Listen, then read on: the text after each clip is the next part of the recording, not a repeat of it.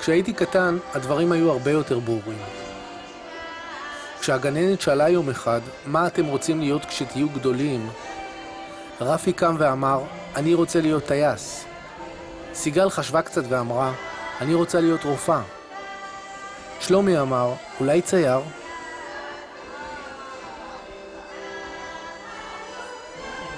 לי היה ברור מה אני רוצה להיות כשאהיה גדול. אני רוצה להיות כמו אבא.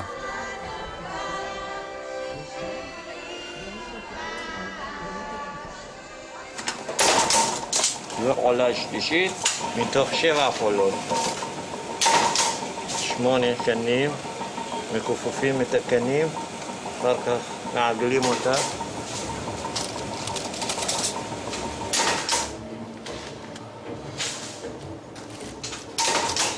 עשינו כל מיני חנוכיות. עושים גדולות, מצופים בכסף, מצופים בזהב. כרגע זה יחיד שאנחנו עשינו.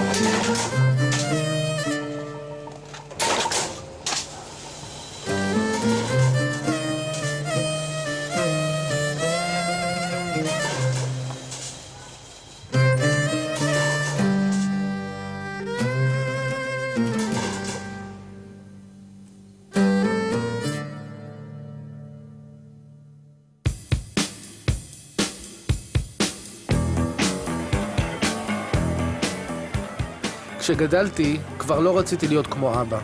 רציתי להיות רחוק מהארץ, רחוק מהבית, רחוק מהחנוכיות. אז נסעתי לאמריקה ללמוד קולנוע.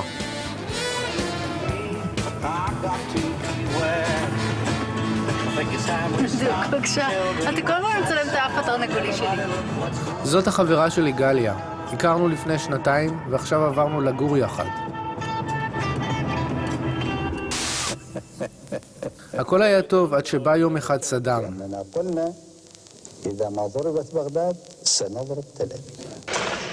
הוא החזיר לי את הארץ ואת הבית, וכאילו שזה לא הספיק. הוא החזיר לי גם את אבא וגם את עיראק, המקום ההוא שממנו הוא ברח. Fireworks over the Tel Aviv area. Patriot missiles, bright golden arcs streaked into the low. ועם כל סקאד שנופל בתל אביב, נראה לי שסדאם הולך ומתקרב לבית של ההורים שלי. עכשיו אני רוצה לחזור, להיות איתם.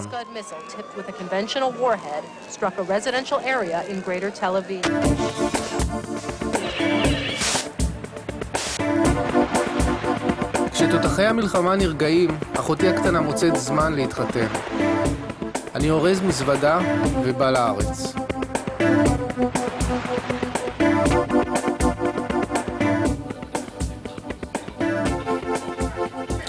גם כשמאוד רציתי להתרחק מהבית, זה לא כלל את האוכל של אמא. מה את עושה בדיוק? שמה חשה. סלק ירוק ממולא, בצל ממולא. אפשר הכל למלות.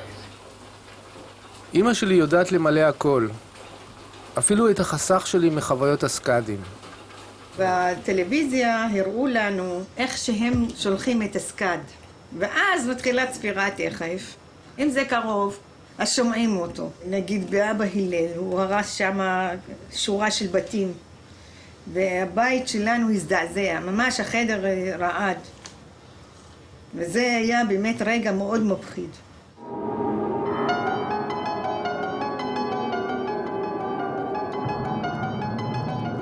זה עשה לך משהו לראות את בגדד מופצצת?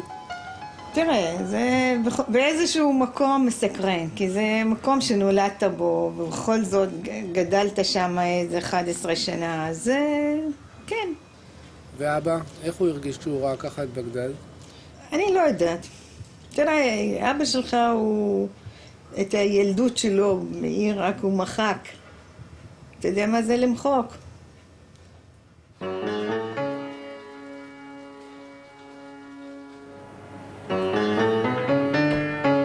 אחר כך, אמא מספרת לי שפנטזיה בצרות.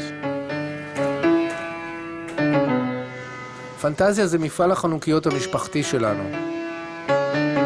תמיד חשבתי שפנטזיה תישאר, ולא עלתה בדעתי האפשרות שהמפעל ייסגר יום אחד. המחשבה הזאת הבילה אותי, ולמחרת בבוקר מצאתי את עצמי עם המצלמה במפעל. כשנכנסתי, הכל נראה אותו דבר. נראה ששום דבר לא השתנה שם מאז שהייתי ילד.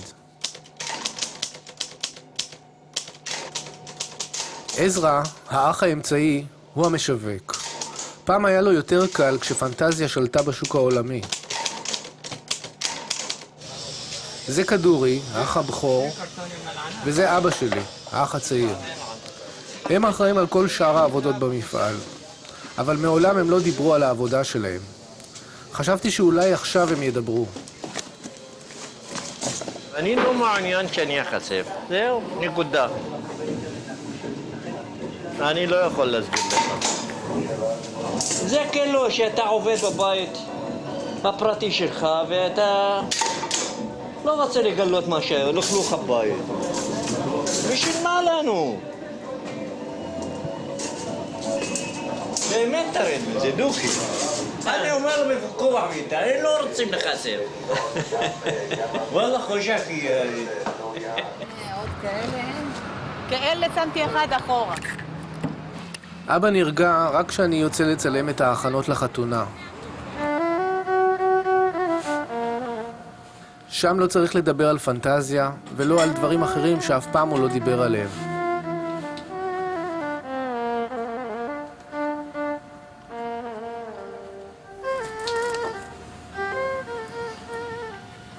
כשאני מסתכל על אבא במראה, אני מבין שבעצם אני לא מכיר אותו.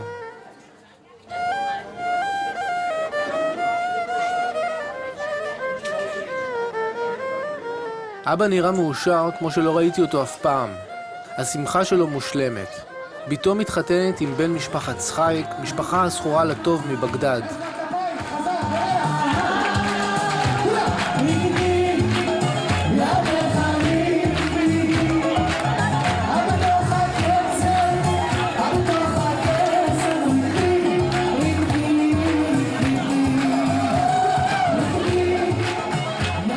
נראה שאבא שכח לגמרי את השנים האבודות שלו בכלא העיראקי.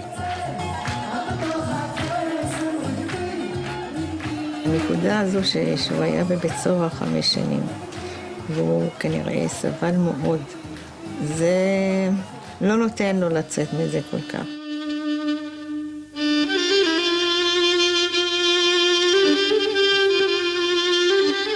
בהתחלה כשאני התחתנתי, כמעט כל יום שני ושלישי. הוא היה מתעורר בוכה בחלומות שלו. פחדתי להעיר אותו, כי חשבתי, זה חלום, צריך להמשיך אותו עד הסוף.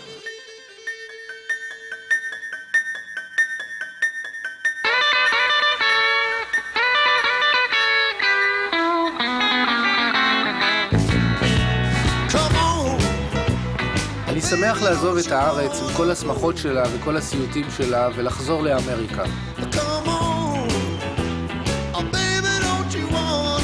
ושוב זאת גליה, בחורה טובה ממשפחה אשכנזית, וזה אני. שנינו בסיטי הול בטקס הנישואים שלנו.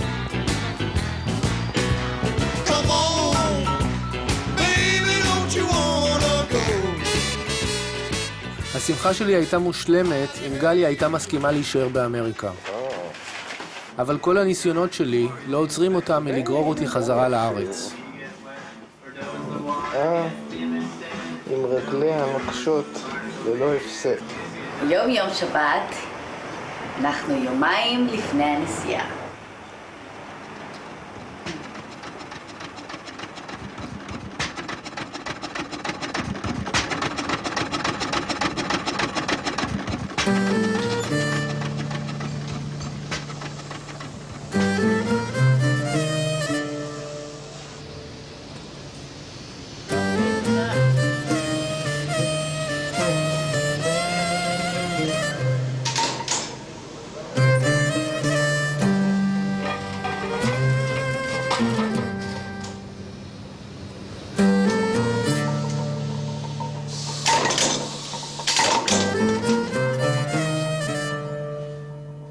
אני חוזר לפנטזיה.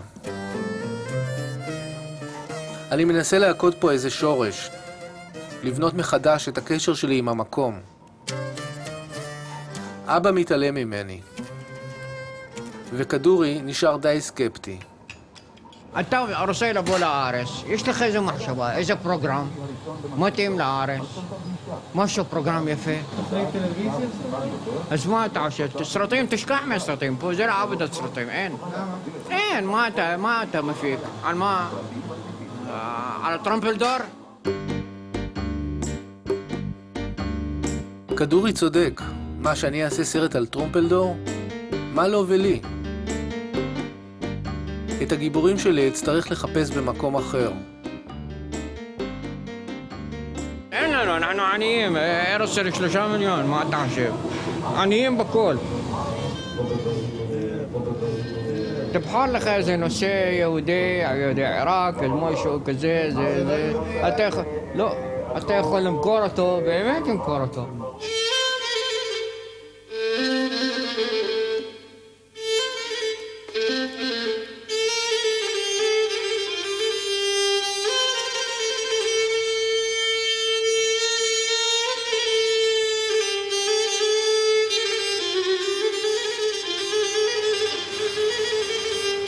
נראה שאני לא צריך ללכת רחוק מדי כדי לעשות סרט על יהודי עיראק. החצר של פנטזיה נראית כמו שכונה בגדדית טיפוסית. הוא רוצה לעשות סרט על המפעל, למה סוגרים, מה יש לנו בספיציה. אלה הם יצחק ובסמת, השכנים של פנטזיה. אצל יצחק הזיכרונות עדיין טריים. הוא עלה לארץ רק בשנות ה-70, והוא שמח להסביר לי את המצב במפרץ קצת אחרת ממה ששמעתי עד עכשיו. צד אחד עיראק, פה איראן, עכשיו פה כווית, אחר כך סעודיה, בחריין, אמריקה פה בים.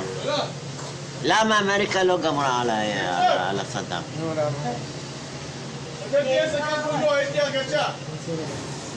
אמריקה רוצה למכור את הטנקים, המטוסים, את הציוד שלה לארצות ערב.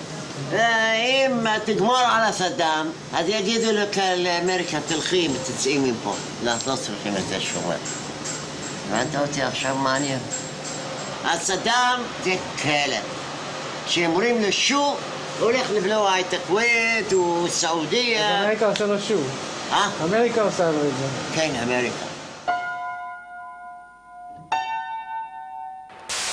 הערב קודם לכן כינס נשיא עיראק, סדאם חוסיין, את ממשלתו. עכשיו כבר לא ברור לי אם סדאם הוא הטוב או הרע בסיפור הזה. מועד המהלומה האווירית האמריקנית על עיראק מתקרב. אבל כשהתמונות של בגדד חוזרות לככב בחדשות, הסקרנות שלי הולכת וגוברת. וכדורי, הוא פשוט הופך להיות נוסטלגי. אתה בערב שם, אתה יושב על ההר, מסתכל על הנוף שם, פה הר, פה הר, פה הר. פה השמש שוקעת בין שני ההרים, ממש אתה רואה את האלוהים. טעות היסטורית לגמרי, לעזוב את הארץ הזו, הארץ זבת חלב שם ודבש, בעיראק, צפון עיראק, ולבוא להנה לארץ הזו כדי שאנחנו נסבול עד עכשיו, אחרי 4,000 שנה. זה הטעות ההיסטורית. טעות מאברהם אבינו. אין, בן אדם דפוק כמו אברהם. דפוק בראש, נכון? מי יעזוב גן עדן? בן אדם דפוק.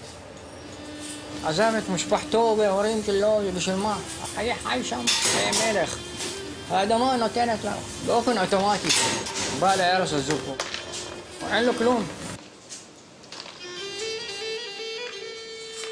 אולי הסיפור שלנו, כמו של כולם, מתחיל באברהם אבינו. אבל הסיפור המשפחתי שלנו מתחיל בדמות מיתולוגית של אישה. טובה אלחילו השמה. זה דני, הבן דוד הגדול שלי, וזה אני בן 3. דני הוא הבן של כדורי, והוא שמע הרבה יותר ממני על טובה אלחילו. טובה אלחילו זה שם שכל הזמן הסתובב אצלנו בבית. לפי הסיפורים, היא הייתה אישה יפה, נערה יפה. היא יפה, על עיניים כחולות. אתה מבין? וחוץ מזה, הערבים היום מכבדים אותה. יום אחד הגיע המושל הטורקי, והיה כבר ערב. האגדה מספרת שטובה לא ידעה שהזר העייף הוא המושל החדש של בגדד, והסכימה להלין אותו בביתה. המושל רצה לגמול לה על כך, ומכל המשאלות, טובה העדיפה שיקצה מקום לבית קברות יהודי. אבא שלי מספר שהמושל אמר לה שיקחו פרה, ישחטו אותה. שחטו כבש. ייקחו את המעיים שלה, ימתחו אותה. עשו ממנה כמו ז'ז'ר שמנגלים בעוד, אתה מבין? זה איך מנגלים בעוד. אתה יודע מה זה? כן? מיתר. בדיוק. עשו, לקחו, לא יודע. כמה קילומטר, 3 קילומטר, 3 זה עשו אורך ורוחב, נתנו להם בית הקברות. בעלה של טובה, בחור ממשפחת אליאס, יצא למלחמה שממנה לא שב. טובה גידלה לבד את שני הבנים, עזרא ורחמין. רחמין הוא הסבא של אבא שלי. בשלב מסוים טובה נאלצה להיפרד גם מהבנים שלה. היה איזו מגפה בעיר בגדד. רק היהודים, 20,000 הלך מהם. אז כל המשפחות שלחו את הבונים שלהם מחוץ לבגדד, לגבול פרס. נגמרה המגפה והם חזרו חזרה לערים ולבתים שלהם, אז כינו אותם הדרווישים, ובהמשך הם נשארו עם השם הזה. דרוויש זה מילה פרסית. ראית במצרים או ראית בטלוויזיה, רוקדים או עושים ככה, משגעים את עצמם, כן. קאט, כן. זה כמו החסידים שלנו. לא הייתה לך בעיה עם השם? כן, היה בעיה בבית ספר. דני והילדים לא הסכימו, אמרו, מחבלים, יש דרווישים, אז בגלל זה אנחנו החלפנו את השם. דרוויש זה לא שם עברי. אני לא רציתי שילדים שלי יסבלו בגלל השם. אנחנו היינו הראשונים. אני הלכתי ואמרתי להם דרור. יכולנו לבחור דראל. אני בוסמת, היה בסימה. בסימה זה חיוך. זה נורא קשה, תאר לך, כולם ישראלים, כולם שמות עבריים. אני היא היחידה עם שם ערבי נזהה. אני לא הייתי דרוויש כל הזמן. מה היית? הייתי רובין. רובין? מה אתה רובין? רובין זה אבא שלך השם. כשהוא נתפס בעיראק, נותנים לכל אחד שמות אחרים כדי שלא יבואו, יתפסו את המשפחה שלו. אז חושבים שאני פולני פה. מאיפה בא לך את השם הזה? רובין. אני יודע. זה היה בשנות 34. עשו מפקד אוכלוסייה בעיראק. אנחנו היינו בבית אחד, כמה ילדים, אולי איזה 20 ילד, 4 משפחות. ופקיד השתגע, כולם עמדו לו על הראש. אז התבלבל, רשם את אבא שלך במקום של בית רובין. בית רובין זה דוד שלנו. כן, אני זוכר את זה. אתה לא היית, לא, אני הייתי עד. איך אתה תגיד לו? זה לא הסיפור, אז אני עשיתי את זה, לא אתה עשית את זה, אני הייתי אליאס. במרשם התושבים. הייתי אליאס, כולנו היינו אליאס. כולם קוראים לו עבודי, אפילו החברים שלו, אבל אני שיניתי לו והתחלתי לקרוא לו עודד.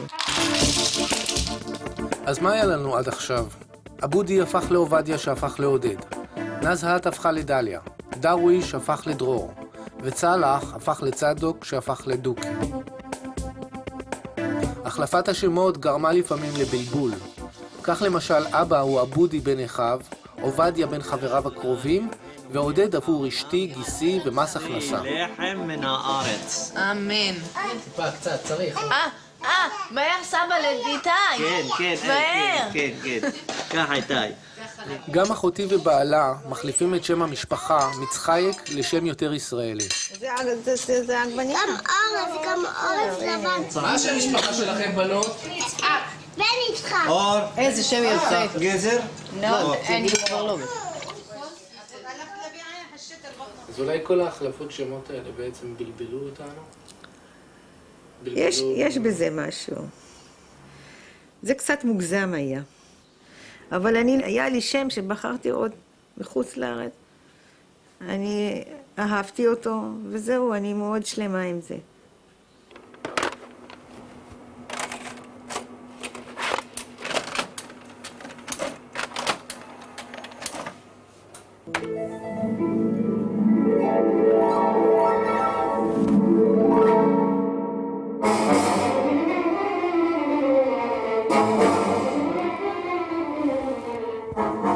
גרנו בצפון תל אביב בסביבה שהייתה אשכנזית ברובה. הרצון של ההורים שלי שהילדים יתאמעו בשכונה האשכנזית, הביאו אותם לשלוח את הילדים ללמוד מוזיקה קלאסית. את אחותי גם שלחו ללמוד בלט.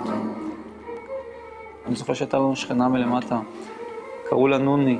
נוני היה פסנתר כנף. הפסנתר לא דיבר כלום להורים שלי, אבל נוני למדה פסנתר.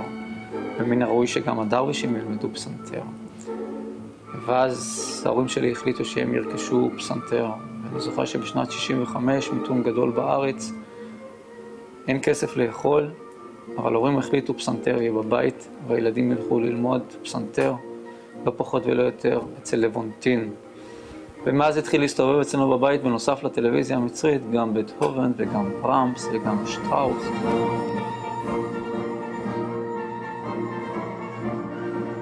בעצם אנחנו חיינו כל הזמן בקונפליקט.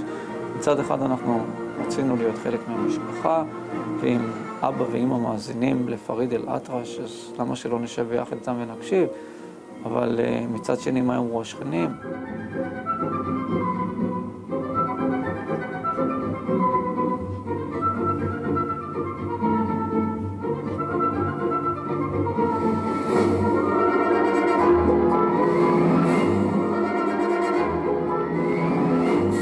רציתם להשתלב, לא? רציתם להיות באיזה... יכול להיות. רצינו להשתלב. אני לא רוצה להשתלב. לא. אני רוצה קודם כל לדעת את מה ההיסטוריה באמת, מאיפה היא באה, כי אף פעם לא דיברו איתי עליה. והוסתרה. לא, הוסתרה, אל תגיד הוסתרה, תמיד דיברנו.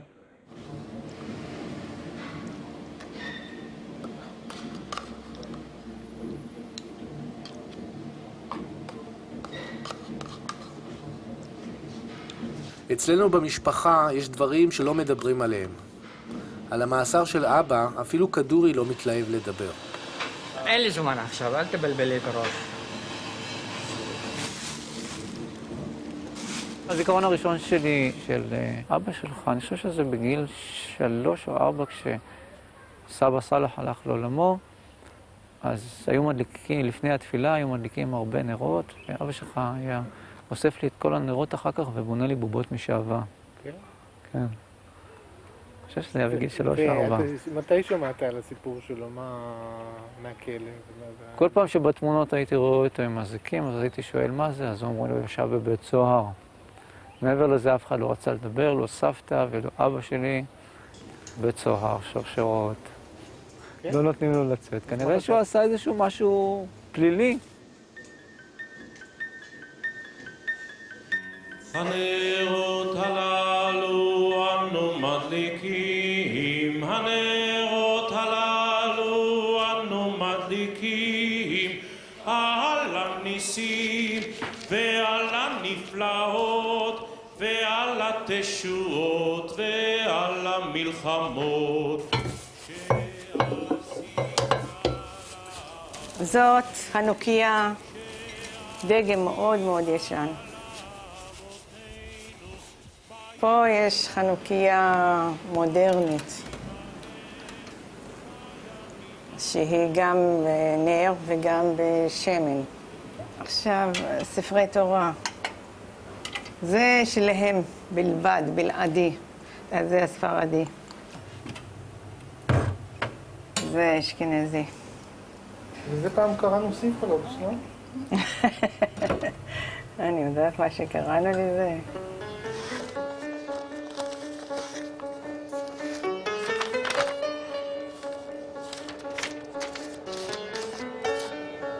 מה זה? זה קטלוג שנות ה-60. אין חנוכיות, לא ייתכן.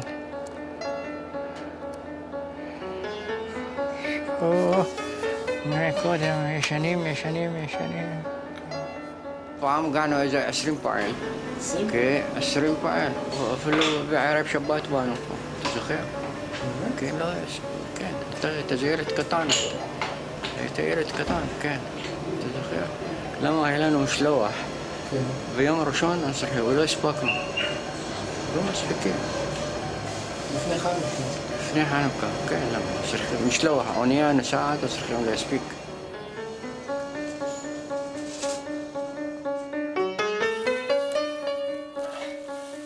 זו חנוכיה חד פעמית, שבעצם זו היחידה שעכשיו מייצרים. זהו, משתמשים בה פעם אחת וזורקים.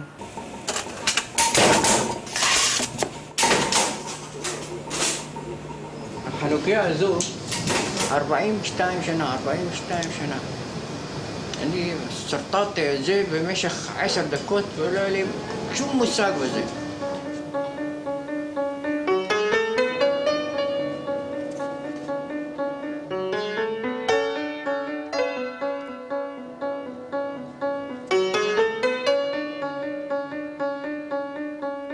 תגידו כמה מדינות מייצרות את זה?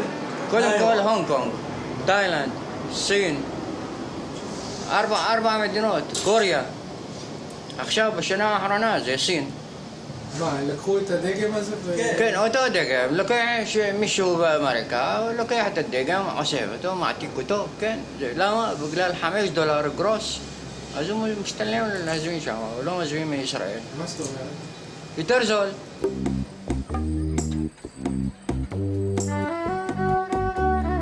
בשנות הזוהר של פנטזיה, אנחנו הילדים היינו כוח העבודה הזול של המפעל. עד שבסוף כולנו רצינו רק לברוח מפנטזיה. הייתי עובד בקיץ בפנטזיה, לימים גם הייתי מעסיק קבלני משנה, את כל הבני דודים שלי, גובה עליהם את השכר, חוסך, וקונה מצלמת 8 מילימטר, מקרנת 8 מילימטר, ציוד עריכה 8 מילימטר.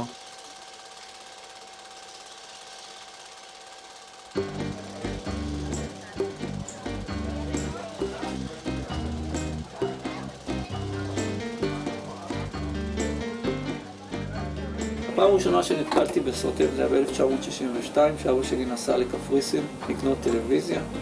השידורים של מדינות ערב התחילו בשנות ה-60. ההורים שלי בארץ היו צמאים לתרבות ערבית, וכדי לנהוג את התרבות הערבית הזאת, הם הבינו שהם יכולים לקלוט אותה באמצעות הטלוויזיה. מצד אחד זה גרם לי לבוא ולהשתחצן בפני חברים שיש לנו בעצם משהו שלהם אין. מצד שני, כשהייתי מביא חברים הביתה שיראו מה רואים בקופסה הזאת והיו שומעים את הקולות בערבית, זה הביך אותי עוד יותר. פיקוד העורף נכנס לשלב ההיערכות המואצת. החל ממחר תיפתחנה 63 תחנות לחלוקת ערכות. עוברת עוד שנה, והבן שלי איתי כבר בן 2, ושוב בגדד חוזרת לסלון. כדאי להראות לו את המסכות, שיתחיל להתרגל אליהם, ולא ייבהל פתאום ברגע שתהיה הזקה שנוציא אותם. רק מחר בבוקר התחנה הגדולה... אם זה ימשיך ככה, איתי עוד יחשוב שעיראק זו ממלכת רשע שצריך לחסל עם פצצות חכמות ומסכות אב"ח. בצה"ל מבקשים מהאזרחים להגיע על כל...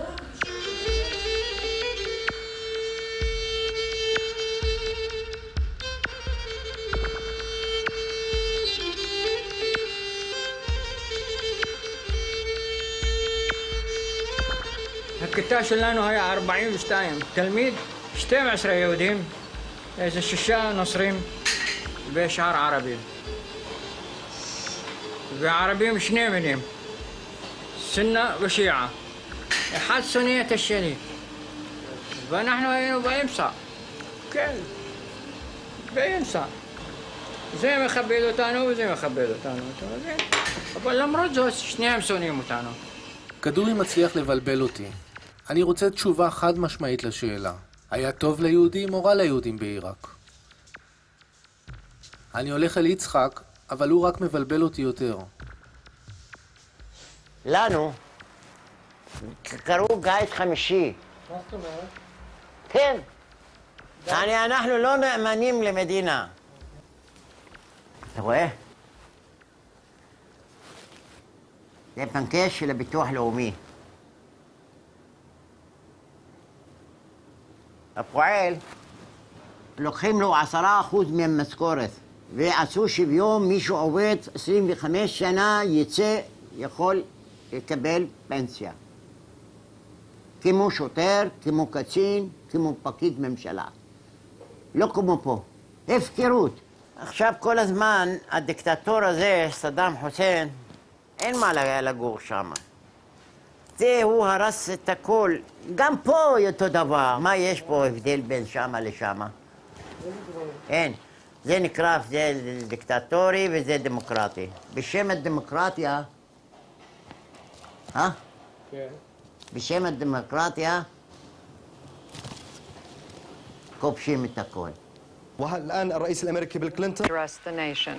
In the Oval Office, and let's listen. Good evening. Earlier today, I ordered America's armed forces to strike military and security targets in Iraq. أنا عسيت تعداد زود الياس ما شامتي. أنا صريخ دوخية حتى عصمين. شاني عراقي بين عراقي من زمان بقول. أنت بين التيم لو صرختهم. אתה לא סתרחת בכלל. אפילו תאריך לידה לא נתנו לי, שנת לידה לא נתנו לי, הכל היה הערכה, כל הערכה. עוד רגע נדמה לי שאבא ידבר על הזמן ההוא בעיראק. אבל כשאני מנסה לשמוע יותר, הוא מתחמק. הולך לשירותים, גם כן תצלם אותי. מזל שיש את כדורי, אצלו הכל רשום בזיכרון. זה היה ב-1930, עבודי אחי נולד. זה היה בשעת לילה. אמי שלחה את אבא שלי עם פנס ביד בתוך סמטאות חשוכות ומסוכנות לקרוא להם ילדת. המילדת קראו לה פריחה, פריחה אל-קבלי. התעוררתי בבוקר ואמרו לי, סבתא אמרה לי, נולד לך אח. רצתי לחדר, הייתי ילד קטן, אמי הייתה על המיטה, על ידה עבודי, ונתנה לי ביד שלי להסתכל. כל כך היה שמח, שמחנו. יש לי שאלה, איך זה שיש לך כל כך הרבה מה לספר, וגם אתה... אף אחד לא... לא יודע, אתם יושבים כאן בשקט כל השנים האלה, ולא מדברים עם אף אחד, גם לא עם עצמכם. אף אחד לא התעניין. עכשיו התחיל הנקדה שלו להתעניין, אז קפץ על הראש שיעשה ספר. איך עלה לו על הראש שיעשה ספר? הנקדה שלו רוצה שורשים, מה המשפחה, מאיפה באו, מה הם, מאיפה... תגיד לי למה אתה לא למדת ערבית? אף אחד לא התעניין. למה לא התעניינת בערבית? ולא למדת שפת הבית, שפת האם? למה? תגיד. גם אותך לא משך. זה באמת לא משך אותי. סך הכל זו הייתה השפה של הערבים. הם שרוצים לזרוק אותנו לים. אלה אמהות ייתנו לצדקה ואתה תיכנס לחיים ארוכים וטובים ובריאות ושלום. אלה אמהות חליפתך. גם המנהגים זה לא היה משהו להתגאות בו. אבל היום כשאבא עושה כפרות לילדים, עד כמה שזה נשמע מוזר, אני שמח. אני רוצה שהילדים שלי ידעו מאיפה הם באו. אני ישראלי. אני ישראלי. ישראלי? כן. מה זה תגיד ישראל? תתקשרי גם לשמחה לשבת. ישראל זה משהו שתמיד הוא טוב. אחרי שנולדו לנו ילדים, התחדדו ההבדלים ביני ובין גליה. ושאלות של זהות הפכו נושא לוויכוחים בינינו. רגע, תראי מה יש בדלי. אני חושבת שאני בחיים לא אחקור את הפולניות שלי. תראי, יכולים לקרות דברים, אני יכולה גם לחזור בתשובה באיזה יום מהימים, לא? לא הרגשתי שיש לי איזו תרבות שאני צריכה או להתבייש בה, כי היא נחשבת לנחותה, או לחליפין, מאוחר יותר, כמו מה שאתה עושה, להאדיר אותה. את אומרת שישראליות זה ערבוב של דברים. מה שאני מנסה לעשות זה כן לבודד. לבודד מה? זה עיראקי, זה התרבות הזאת. אוקיי, פיין, תבודד, יפה מאוד. אבל מה יהיה בדור הבא? אתה תרצה שגם הוא יבודד? בוודאי שאני רוצה שיבודד. שמה הוא ירגיש? שירגיש משהו, אבל שירגיש, לא משנה. למה אתה שואל אותו אם הוא מרגיש שהוא עיראקי? את לא יכולה לחיות, לפי דעתי, לחיות את ההווה שלך בלי לדעת בפרספקטיבה. מאיפה באת? תראה, זה פשוט נראה לי מיותר לעשות את זה בשלב הזה של החיים של הישראליות. כי אתה התחתנת איתי, אתה לא יכול לשמר בכוח את התרבות העיראקית שלך עכשיו. מה, זה ייעלם הרי, פשוט ייעלם. הילדים שלך הם חצי אשכנזים, חצי עיראקים. אז הם יאכלו עוד קוב עוד כמה שנים. ואתה תעביר להם את הקודים האלה, אבל זה משהו שהוא נורא זמני. יכול להיות שגליה צודקת, אבל האפשרות שהכל זמני מפחידה אותי. זה כאילו ייעלמו הדמויות מהצילומים, זה כאילו יימחקו הכתובות מהקברים, וזה כאילו לא ידע מה קרה לאבא בעיראק.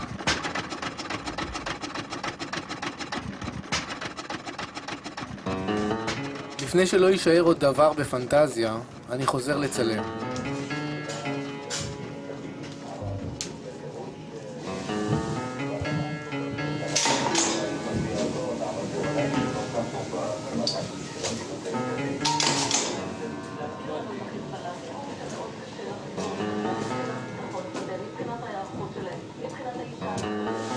تقعد شوية؟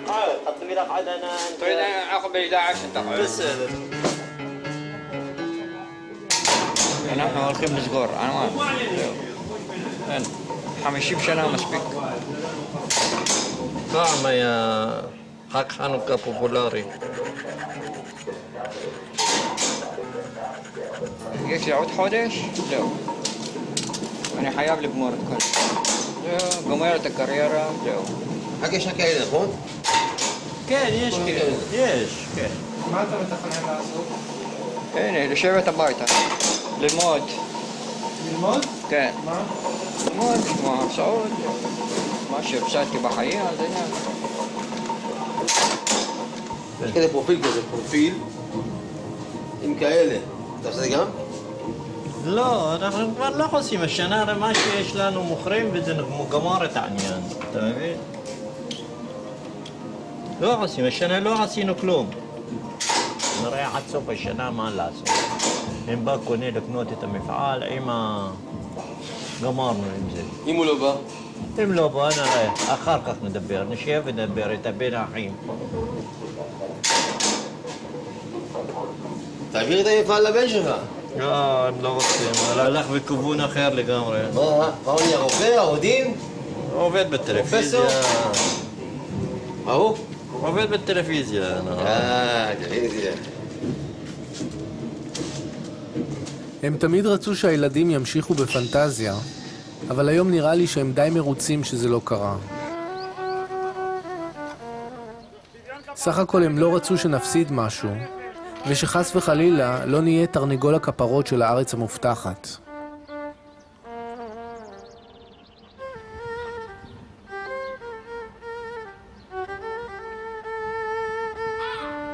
يطلع عيسى جدول أخراب كمعاط 100 متر من القدر تمام شلحوت الكل عراقي هذا سلف ربع شعر والخيم شامة حشبوا شو نحن طميم عسول لنا فليا لا ما شكاها إلا يمسك بها إيه هو فوق كلها يعرف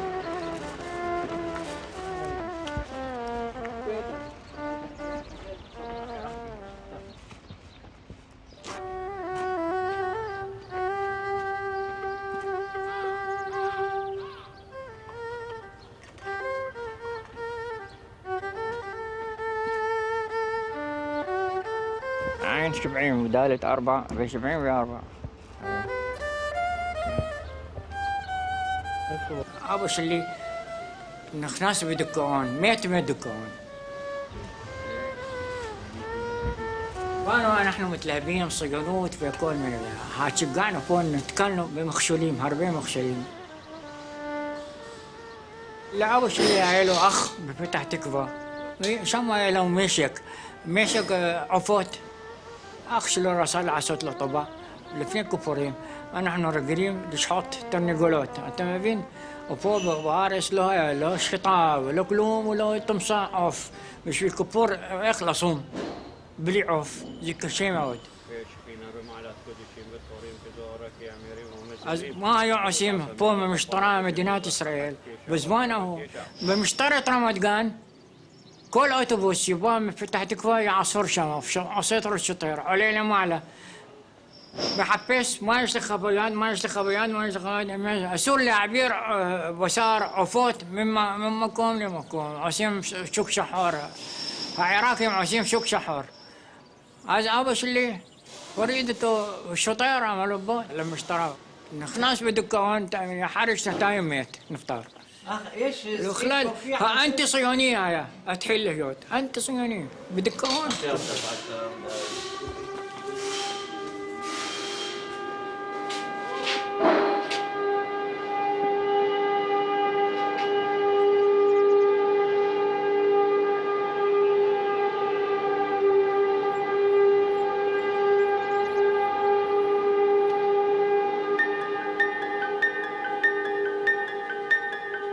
מתי יתגמר הסרט הזה? נמאס כבר.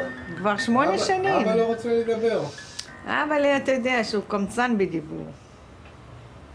אין מה לעשות. תחושה של חוסר מוצא משתלטת על כולנו. הם לא מצליחים למכור את פנטזיה למרות הניסיונות שלהם, ואני לא מצליח לשבור את השתיקה של האבא. זה דמי מפתח וקצת קשה. אני משכנע את אח שלי הקטן שהוא ייצר משהו בתחילת השנה הבאה, ככה עד שלמסור את המקום. כדורי ועזרא כבר לא עובדים במפעל, ואבא נשאר שם לבד. אולי עכשיו הוא יתחיל לדבר איתי על התקופה ההיא בכלא העיראקי.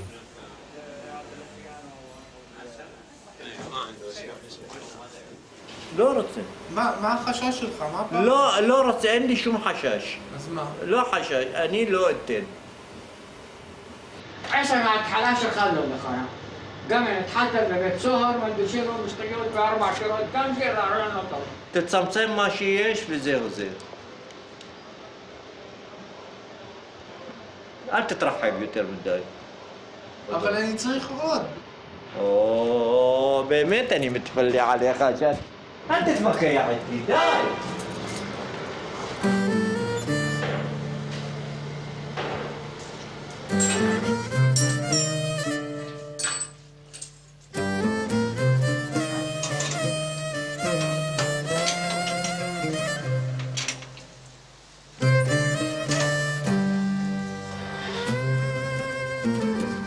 רגע לפני שאני מתייאש מאבא, נסדקת חומת השתיקה.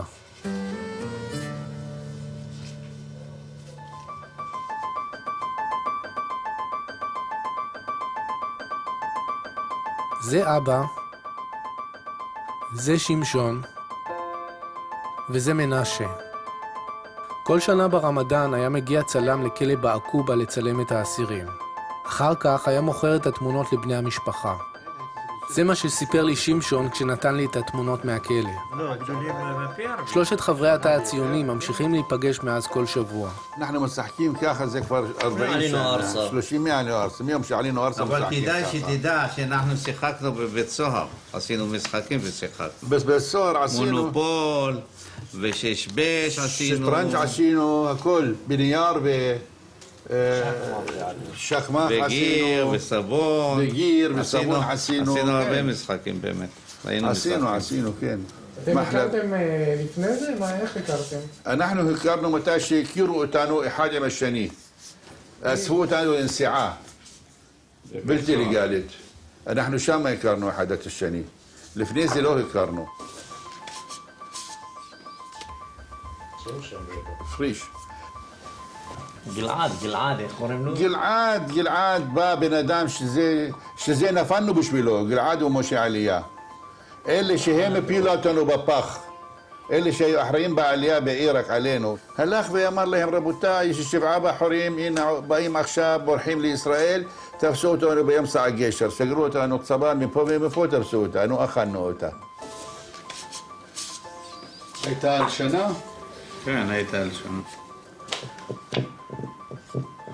נגמר העסק? מה, אתה רוצה ללכת הביתה? אז קום תלך. זה עסק של 5 שנים, 7 שנים, נגמר ב5 רגעים? איך זה יכול להיגמר?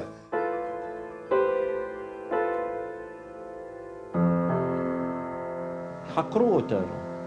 רצו לדעת מי ארגן. הם באו עם רשימת אנשים. מי זה, איפה הוא, מה הבית שלו. שמות. כמעט לא נשברנו, אנחנו בהתחלה הודינו שאנחנו רוצים לעבור רק את הגבול עיראקי לפרס, ואין לנו יעד מדינת ישראל או ישראל בכלל.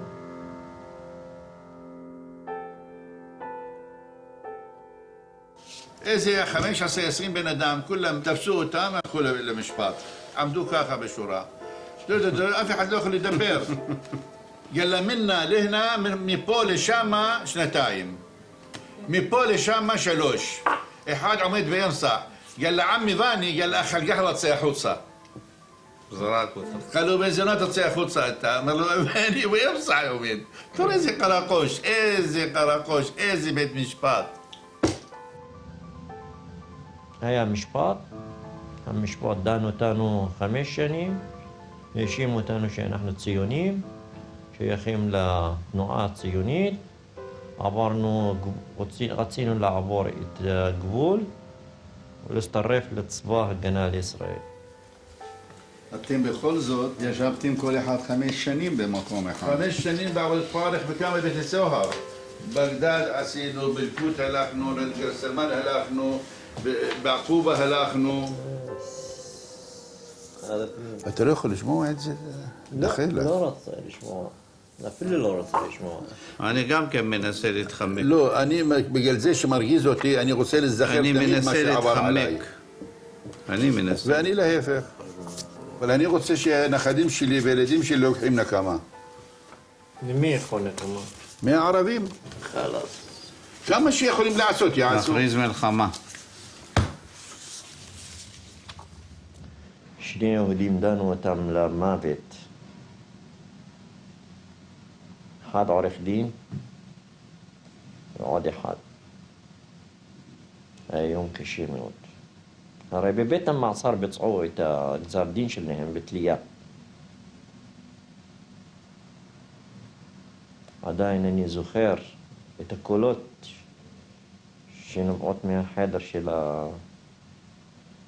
האסיר הזה. צעקות? צעקות.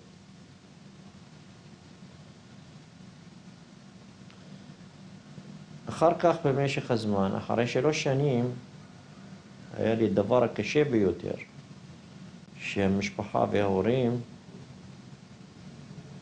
נסעו, עזבו אותי, באו לכאן, לארץ ישראל, ונשארנו לבד.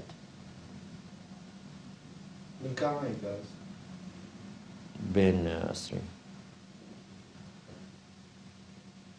אני זוכר שהתחלתי לבכות שעות, לא יודע, לא יכולתי לעצור את עצמי. זה היה יותר מה שהם דנו אותנו 5 שנים בבית המשפט. לא יודע, הרגשה הייתה מאוד איומה. כאילו נשארנו לבד. ללא תמיכה. ללא גב.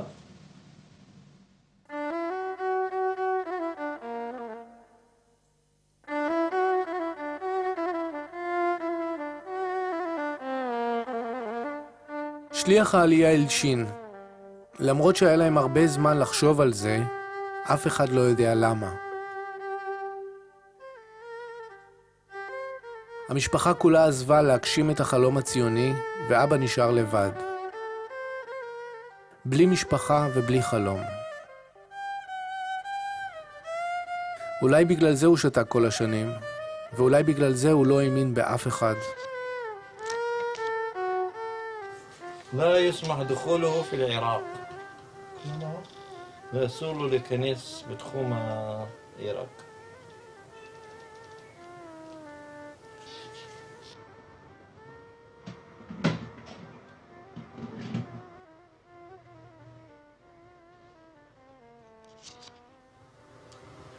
הוכרז כאסיר ציון, וזה קל לענות את העיטור האסיר ציון שהוענק לו. שמת את זה פעם, את הסיכה הזאת יד את זה? אף פעם. תראה לי ממנו? אף פעם. אפילו לא פתחתי.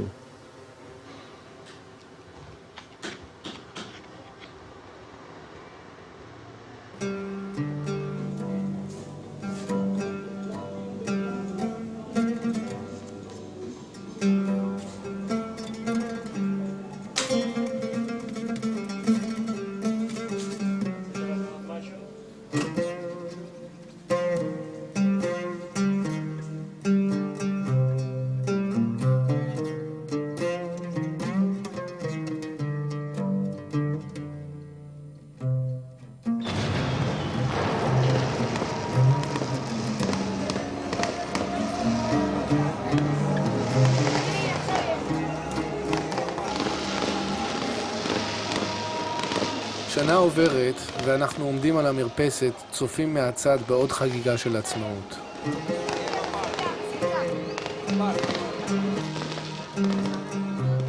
היום אחרי שאבא דיבר, אני רוצה לחבק אותו. אני רוצה להגיד לו שלמרות שנולדתי כאן, גם אני מרגיש כמוהו, קצת זר פה. אבל אני לא אומר כלום. אולי זה יכאב לו שאני מרגיש ככה. אז אני שותק וממשיך לצלם.